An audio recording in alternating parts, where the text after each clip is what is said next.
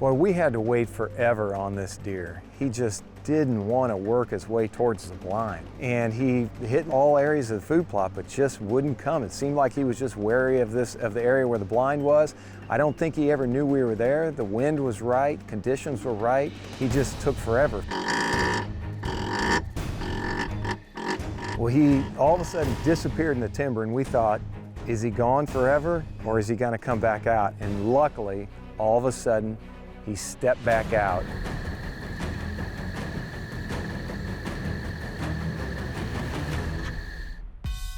This episode of DODTV is brought to you by the incredibly durable Morel shooting target. With many designs available, you're sure to find a target that fits your practicing style.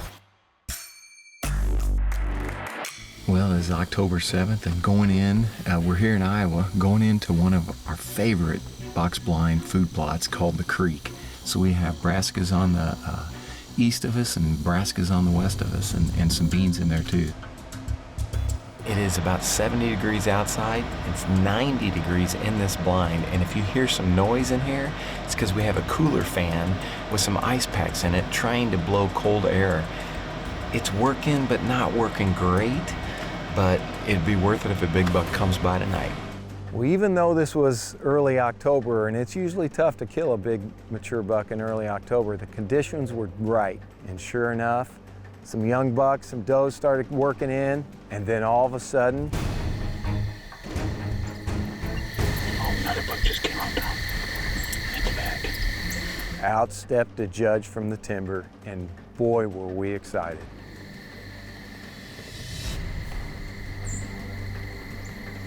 That's the buck we're after. He just came out. Boy, we had to wait forever on this deer. He just didn't want to work his way towards the blind. And he hit all areas of the food plot, but just wouldn't come. It seemed like he was just wary of the area where the blind was. I don't think he ever knew we were there. The wind was right, conditions were right. He just took forever.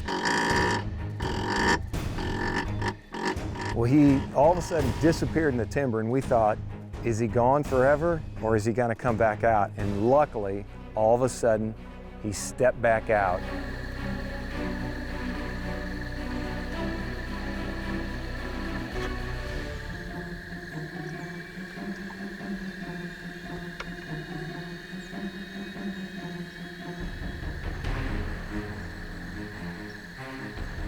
The judge is moving really slow. Darkness is coming fast, and we need something to happen.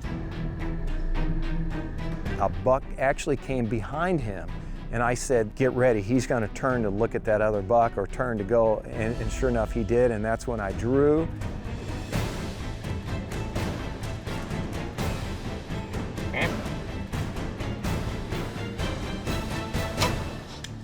Unfortunately, I didn't make the best of my shots in my history. That is the big buck called the Judge. And he is just a mammoth body, heavy rack, big 9-point. He just stood there forever waiting. I don't know if he was ever gonna come any closer or turn around. Well, as every bow hunter knows, sometimes you don't make the best shots. And that was the case here. The good thing was, very short track job for this deer.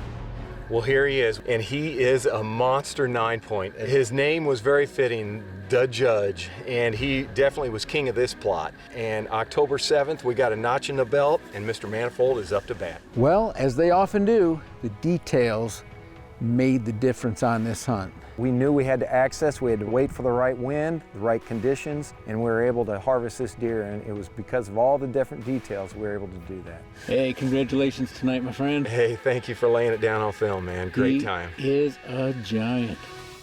Got a northwest wind. Temperatures are going to be dropping 10 degrees. Perfect conditions for the skinny field. My shooter's been all over that north side. Gotta focus on those afternoon hunts. Northwest tree stand, 5 p.m. It's the easiest decision you'll make this season. Get ahead of your game with DeerCast.